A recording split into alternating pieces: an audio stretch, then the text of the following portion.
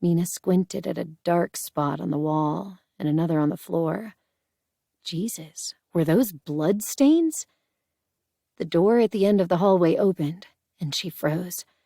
It was the stupidest and most useless fear response.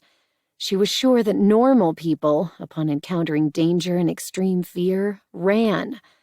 But Mina's muscles responded by going on lockdown. She wasn't sure she was even breathing, as if she could simply be still and silent enough to go undetected until the danger passed. Brian closed the door behind him, his stare holding her captive. She glanced down to note one of his hands was bandaged.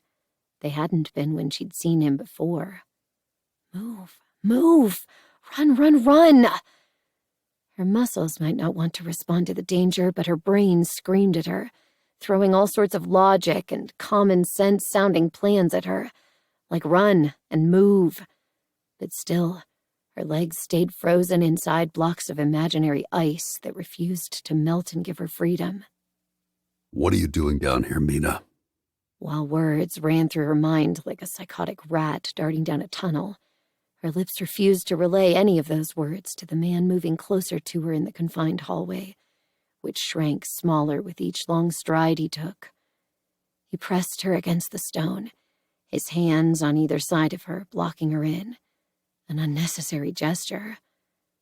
He stared at her for a long time, minutes it seemed, his eyes roving, taking in each thread of the loungewear she'd gotten at a clearance sale.